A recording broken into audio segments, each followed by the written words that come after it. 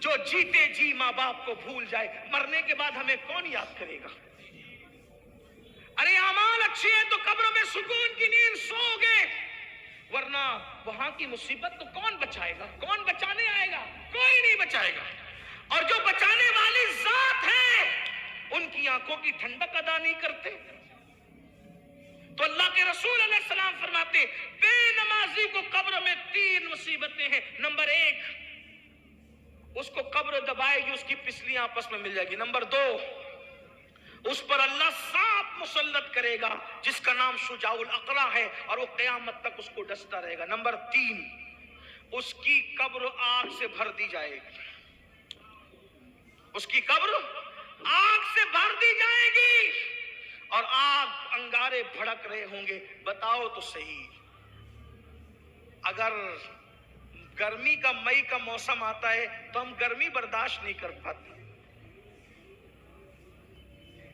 اگر ڈامر کی سڑک ہو اس کے اوپر ننگے پیر ہم نہیں چل پاتے، یہ قبر 2 گز زمین جو جہنم کی آگ سے بھر دی جائے گی، کیا بنے گا؟ صرف 10 منٹ 10 منٹ نکال لو، اور آخری 3 باتیں میدان محشر کی اللہ کے رسول علیہ السلام فرماتے 3 مصیبتیں اس کو میدان محشر میں آئے گی۔ کتنی مصیبتیں؟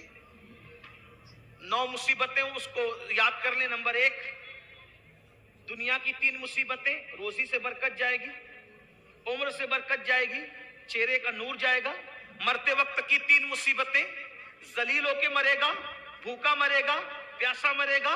قبر کی 3 مصیبتیں، قبر اس کو دبائے گی، اس کی پسلیاں آپس میں مل جائے گی،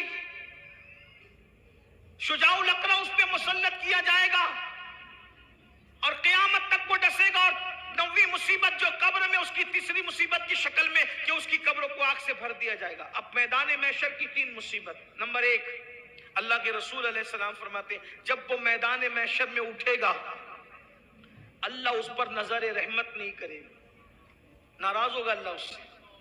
میں کہتا ہوں اس سے بڑی کوئی مصیبت نہیں، آخرت کا کوئی بھی عذاب اللہ کی ناراضگی سے بڑا نہیں ہے۔ اللہ کی ناراضگی سب سے بڑا عذاب ہے۔ آقا ارشاد فرماتے ہیں اللہ اس سے ناراض ہوگا، اس کی طرف نظر رحمت نہیں فرمائے گا، اس سے بات نہیں کرے گا اللہ پاک۔ اللہ کے بندو ذرا سوچو، کسی کے گھر آپ شادی میں گئے اور اس نے آپ سے بات ہی نہ کی، آپ کو رسپیکٹ ہی نہیں دیا، تو آپ کا دل کیا بولے گا؟ کسی کے دستار بندی کے جلسے میں گئے، اس سے مصافحہ ہی نہیں کیا، اس نے آپ کو عزت سے پانی کو بھی نہیں پوچھا، کیا بولے گا آپ کا دل؟ اللہ اکبر، بلا تمثیل بلا تمثیل۔ میدان محشر میں سب کچھ تو اللہ کی مرضی پہ ہوگا۔ اللہ اکبر، انبیاء، اولیاء، صحابہ، مومنین، سب لوگ اللہ رب العزت کی طرف رحمت کے حوالے سے جو ہے وہ ملتجی ہوں گے، التجا کر رہے ہوں گے۔ میرے آقا صلی اللہ علیہ وآلہ وسلم کے پیارے دیوانوں، ذرا سوچو تو صحیح، نماز چھوڑنے کا وبال کیا ہے، نماز چھوڑنے کا نقصان کیا ہے۔ میرے اور تمہارے آقا غیب دا نبی صلی اللہ علیہ وآلہ وسلم فرماتے ہیں کیا ہوگا؟ اللہ اکبر، آقا فرماتے ہیں اللہ اس سے ناراض ہوگا، اس کی طرف نظر رحمت نہیں فرمائے گا، اس سے اللہ تعالیٰ بات نہیں کرے گا۔ دوسری مصیبت، اللہ اکبر، کلیجہ منہ کو آتا ہے، سرکار فرماتے ہیں اللہ اس سے سختی سے حساب لے گا۔